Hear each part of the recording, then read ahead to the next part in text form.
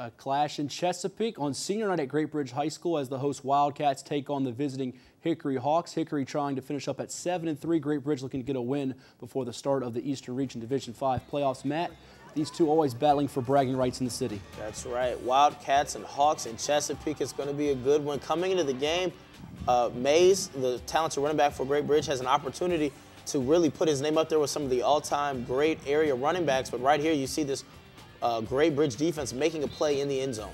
Hickory quarterback Barrett Totten, one of our Player of the Week picks just a few weeks ago, throws this one and it's incomplete. And the Hawks unable to get their passing game going. Jupiter Wilson, the first-year head coach, former player for the school, having a winning season at Hickory in year one at the helm. And this time Totten is dragged down and is sacked by Garrett Watts of the Wildcats. Hickory will keep it on the ground now. Andy Eaton, one of their big backs, and he fumbles it though into the end zone, and Great Bridge alertly hops on it. Darren Frazier with the recovery. Yeah, tough break there for the Hawks. Right there at the door of the end zone, knocking on it, trying to punch in the score, and you lose it, fumble it, and it's a touchback, and you see Great Bridge will take advantage of it here as the quarterback scrambles, picks up some nice yards downfield before he steps out of bounds. Quarterback Brian Beard, who's committed to play college baseball at Old Dominion, showing he's not the only guy on Great Bridge's team that can run the ball. His pass here, though, incomplete, and we go to halftime scoreless. These two Chesapeake rivals looking to get a win here to close out the regular season, and Dre Mays continues to climb the area rushing list. What a performance by him. He's a terrific player for them with a great blend of power and speed, and this time he gets Great Bridge in business near the end zone, and Mays just continues to run off tacklers, run by guys as he gets it close to scoring here for Great Bridge. Yeah, great stiff arm there at the end of the run, trying to keep the defender off of him as he's fighting for every yard, getting closer and closer to the end zone before finally just walking into the end zone for the score.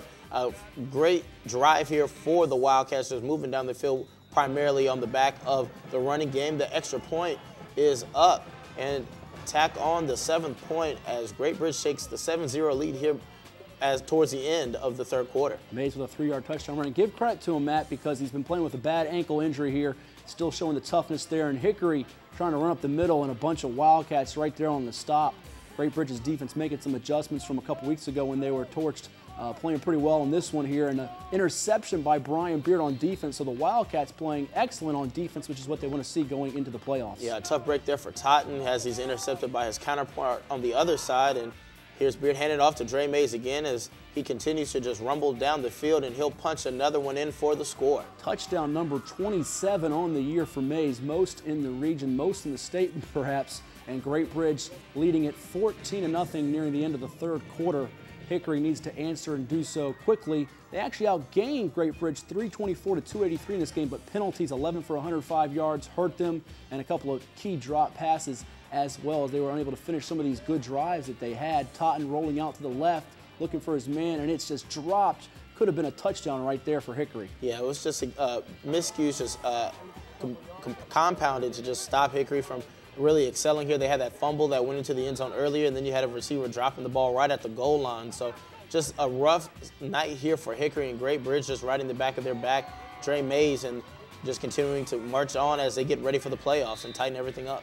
Great Bridge dodges a couple bullets here, and now they just want to give the ball to Mays and run the clock out, ice this victory, and finish up the year at 6-4 to snap their losing streak. And the guy to keep things churning is Dre Mays.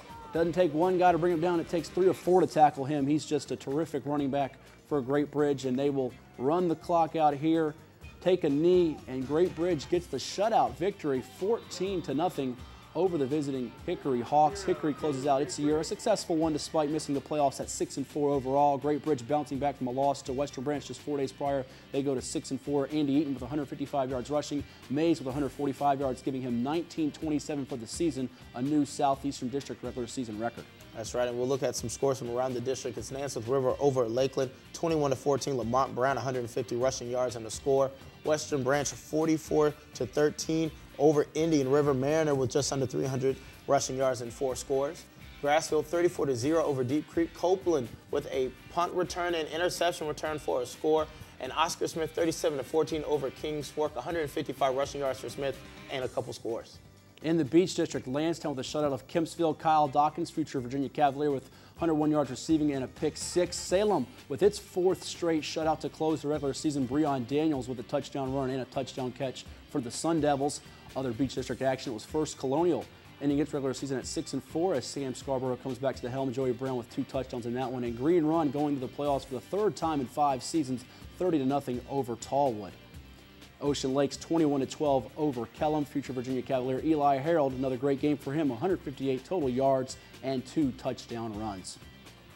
Our Virginia Preps Player of the Week, it's Western Branch junior running back Josh Mariner, 287 yards rushing, 4 touchdowns, and a 44-13 win over Indian River. That gives Mariner just under 1,400 yards for the season, and he'll be back for the Bruins next year.